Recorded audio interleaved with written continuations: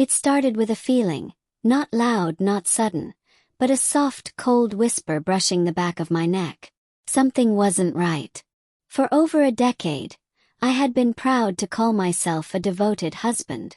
I trusted Isabel, my wife. I believed in the quiet strength of our promises, the invisible thread that bound us together. But lately, things had begun to shift. Small things, subtle, but undeniable. Isabel had grown distant. Her laughter still filled the room, but now it was always directed at her phone. She was constantly busy, often working late into the evening, and putting an unusual amount of effort into her appearance. When I asked, she told me it was for her confidence. I wanted to believe her. God knows I tried. But something in my gut whispered otherwise. I told myself it was paranoia, that I was imagining shadows in the light. But then came the receipt. It was hidden in her handbag, crumpled beneath a faded lip balm and an unfinished protein bar, a bill from a fine dining restaurant nestled in the heart of the city. We had never been there.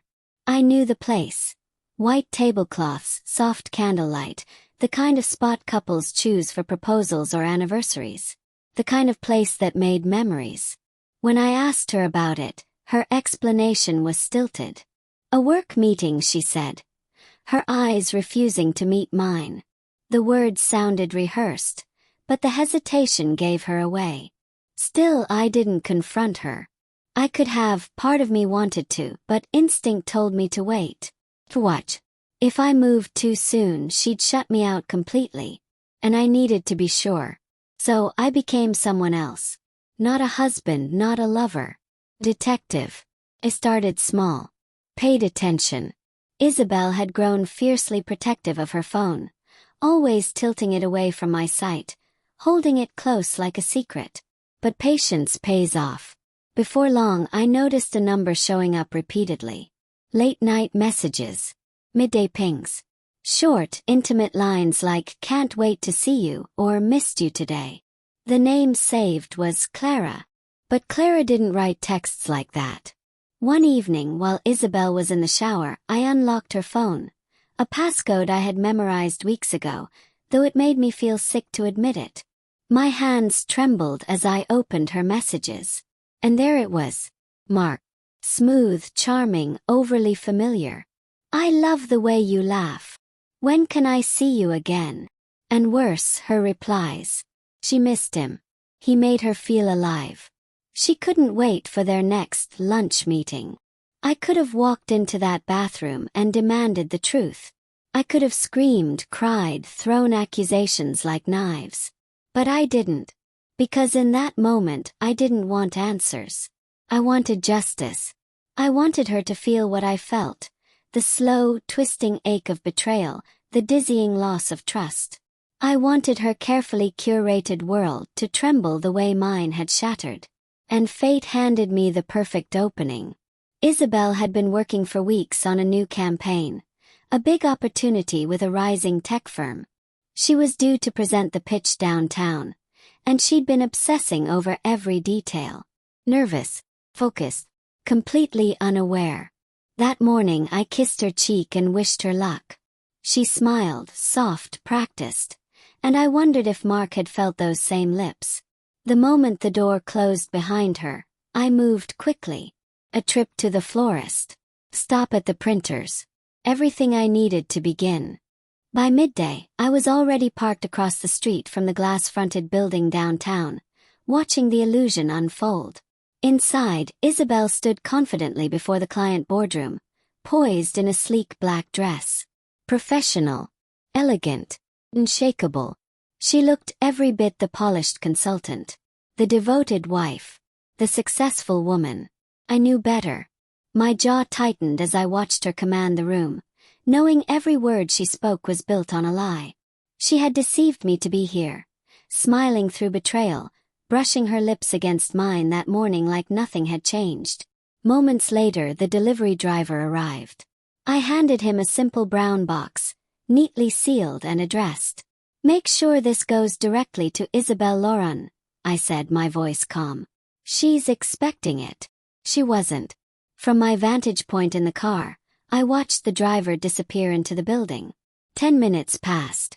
Then it began. Through the glass, I saw Isabel freeze mid-sentence as the package was placed in her hands. Her professional smile barely flickered as she opened the lid, expecting perhaps a gift, flowers or a note of support. What she found instead were printed screenshots, her private text exchanges with Marc, laid bare in ink and truth. And sitting on top, a handwritten note. "You're not as clever as you think you are." The room turned still. Isabel's face drained of color as her hands trembled through each page. The men around the table, high-level clients in dark suits, glanced uneasily between one another, their confidence in her dissolving in real time. I couldn't hear the conversation, but I could see the panic. Her voice, once steady, now cracked with desperate explanations. She tried to recover, to salvage, but the damage was done. And as for Marc, I hadn't forgotten him. I'd done my research. Marc Elliott, the charming account manager. A family man on paper. Wife, 2 children. A well-curated online life. I knew his address.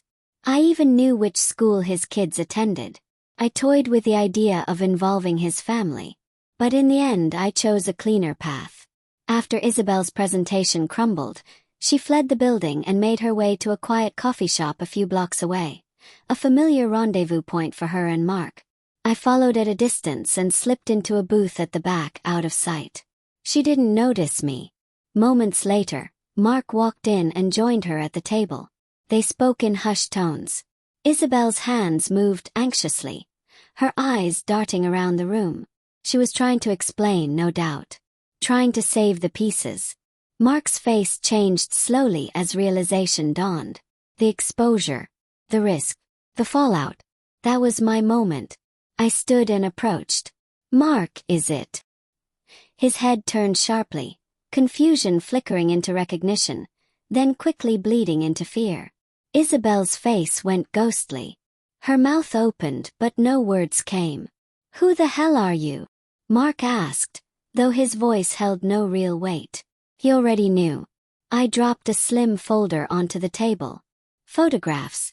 Him and Isabel entering hotels, leaving bars, laughing together in his car. Smiling like teenagers playing with matches in a dry field. "I'm the husband," I said flatly. "The man you thought wouldn't notice. The one you've both been lying to while you played lovers behind closed doors." Marc paled. Isabel reached for my arm, eyes brimming with tears. "Ethan, please," she whispered. "Let's talk about this at home." "Oh, we will," I said, pulling my arm away. "But first, I think Marc here should know I've already sent copies of these photos. To your wife, Marc. And to HR at your firm."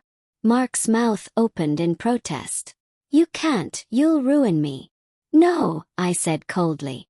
"You ruined yourself. Both of you did. Did you really think there'd be no consequences? That you could just wreck lives and walk away untouched?" Isabel collapsed into tears, burying her face in her hands. Marc just sat there, motionless, defeated, the cracks of his double life finally catching up with him. And I stood over them, not out of pride or satisfaction, but because, for the first time in months, I wasn't the one breaking. I turned to leave, but not before delivering the final cut. "Oh, and Isabel," I said, pausing at the door, my voice steady. "Don't bother coming home. The locks are changed. Your belongings are in storage. And I've already spoken to a lawyer." Her breath hitched. The sob that followed was sharp, raw, a sound I might have once rushed to comfort. But not anymore. "And good luck," I added, glancing back one last time. "Explaining this to your parents." Then I walked out. I didn't turn back. Not once. For the first time in months, the air felt lighter, like I could finally breathe without the weight of someone else's secrets pressing on my chest. In the weeks that followed, Isabel tried to reach out. Long messages, tearful voicemails, promises to change, regret wrapped in desperation. I didn't answer any of them. Marc didn't escape the fallout either. His wife filed for divorce just days after receiving the evidence I'd sent. HR at their firm conducted a quiet but thorough investigation. He was dismissed without ceremony. His name erased from company email, just another cautionary tale.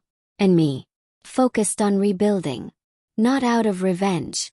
Not to prove anything. Just to heal. It wasn't easy. Picking up the pieces never is. But it was worth it. Step by step I created a new rhythm. Quieter life. An honest one. Isabel and Mark had made their choices. Selfish, careless, cruel. Now they'd have to live with the consequences. As for me, I finally got to live with mine. And this time I chose freedom.